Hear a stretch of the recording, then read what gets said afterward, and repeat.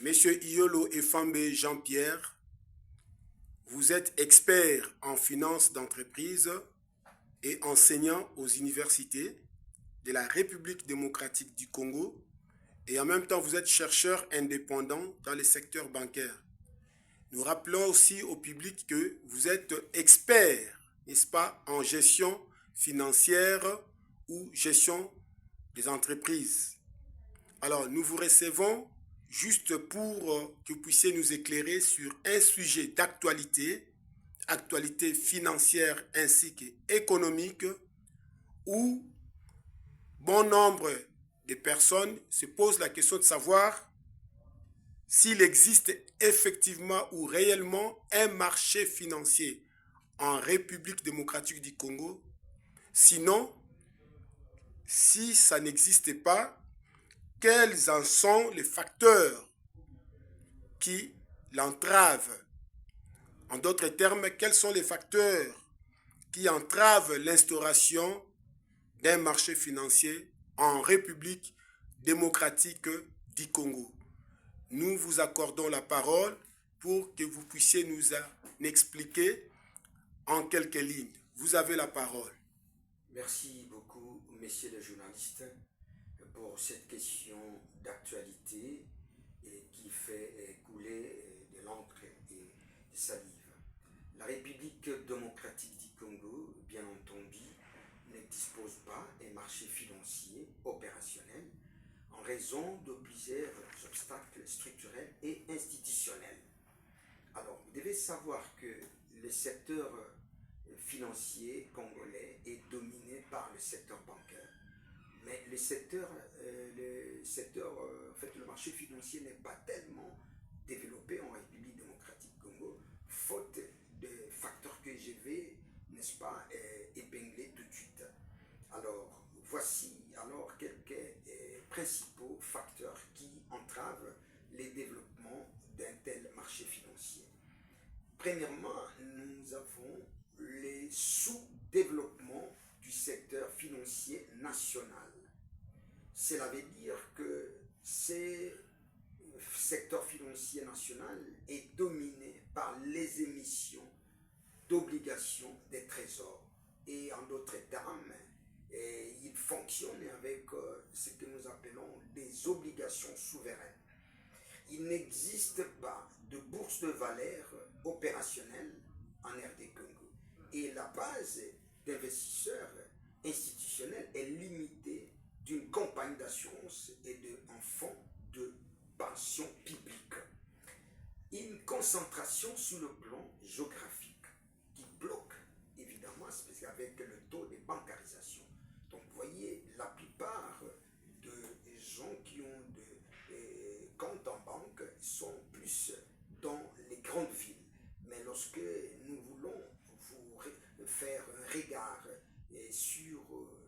dans le milieu partant, dans les milieux ruraux, nous allons trouver que là, il n'y a pratiquement pas des agences des banques commerciales. Et cette concentration est provoquée par la méfiance de certains investisseurs qui investissent dans le domaine de banque. Et ça reflète également cette méfiance qui limite la monnaie nationale. Il y a, en d'autres termes, ce que nous appelons les cadres juridiques et réglementaires insuffisants. Qu'est-ce que cela veut dire?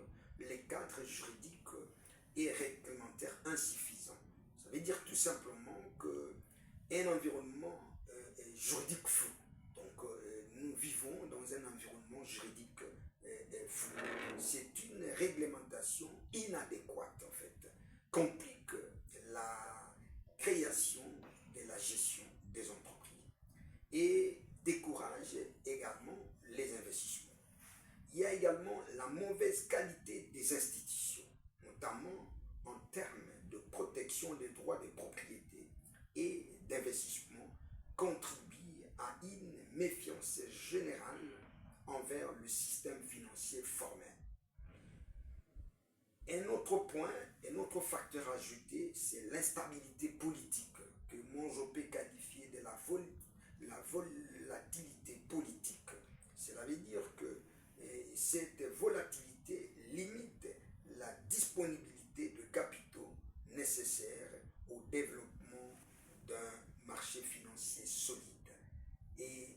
l'instabilité politique, il y a un problème de guerre dans notre pays, il y a également un problème de la dépréciation de la monnaie, il n'y a pas une bonne production en termes de... Bon, tout ça, ce sont les facteurs liés au blocage de l'installation ou de l'instauration d'un marché financier dans notre pays.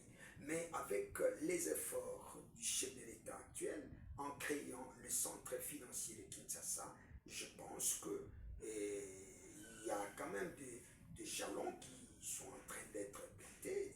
Je fonde Dieu que le Seigneur va nous aider d'aller de l'avant et que les choses que nous gouvernants sont en train de réfléchir par rapport à ces centres financiers de Kinshasa, ça pourrait éventuellement nous aider à planter ou instaurer le marché financier dans notre République. Pourquoi? Parce que s'il n'y a pas la coexistence de ces deux dispositifs que je qualifie le système bancaire et le marché financier, le marché boursier, ça va compliquer le développement économique de notre pays. Et c'est pour cette raison que les gouvernants actuels sont en train de penser à telle enseigne de cimenter en fait ces centres financiers de Kinshasa pour consolider et puis démarrer avec le système financier congolais. Merci beaucoup, monsieur. Nous vous remercions pour avoir répondu à notre invitation et de nous avoir aussi éclairé sur cette question relative à l'instauration du marché financier dans notre pays que la RDC, la République démocratique du Congo. Nous vous remercions et nous savons que vous allez encore revenir sur notre chaîne pour pouvoir nous éclairer sur certaines questions liées au marché financier. Merci beaucoup. Merci beaucoup également de mon côté pour cette opportunité que vous venez de m'offrir. Ok, merci.